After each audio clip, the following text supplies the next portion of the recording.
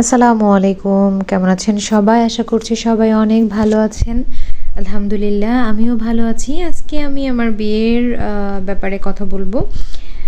সবাই আমাকে ইনবক্স ফুল করে ফেলছেন, আপু বিয়ে কিভাবে হইলো, এত তাড়াতাড়ি হুট করে কিভাবে হইলো, কিছুই জানলাম না, দাওয়াত পাইলাম না, ভাইয়ার ছবি দেন, আপু বিয়ের ছবি দেন। তাদের উদ্দেশ্যে আমার বিয়ে হয়েছে একদমই হুট করে। একদম হুট করে বলতে একদমই হুট করে। ঈদের একদিন আগে বিয়ে ঠিক হয়েছে, ঈদের 2 দিন পরে বিয়ে হয়ে গেছে। আমার বিয়ে নিয়ে সবারই প্রচুর প্ল্যান ছিল, আমার ভাই বোনদের, খালামণিদের, ফ্রেন্ডদের।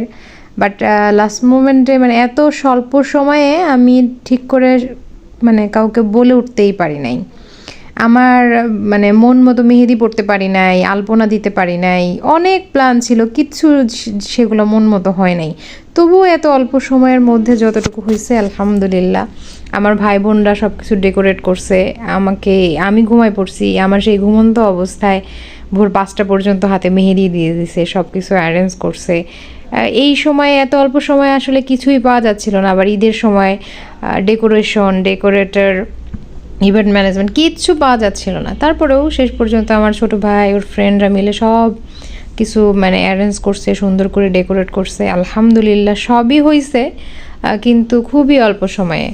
সবাইকে বলে উঠতেও পারি নাই, আবার যাদের বলতে পারছি তারাও অল্প সময়ের মধ্যে আসতে পারে নাই।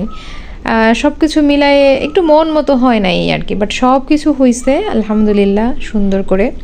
সবাই আমাদের জন্য দোয়া করবেন। আর বিয়ের ছবি যারা দেখতে চাচ্ছেন, ভাইয়ের ছবি যারা দেখতে চাচ্ছেন, তাদের উদ্দেশ্যে বলবো আমি মানে পার্সোনাল কিছু ফেসবুকে বা কোথাও শেয়ার করাটা খুব একটা পছন্দ করি না।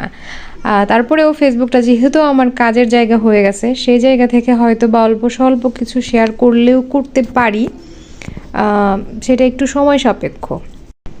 আর যেসব মির্জাফর আছেন, যাদের সুযোগ ছিল বা ম্যানেজ করে আসতে পারতেন, অজুহাত দিয়ে আসেন নাই, তাদেরকে পার্মানেন্টলি বয়কট করার ব্যবস্থা করতেছি আমি।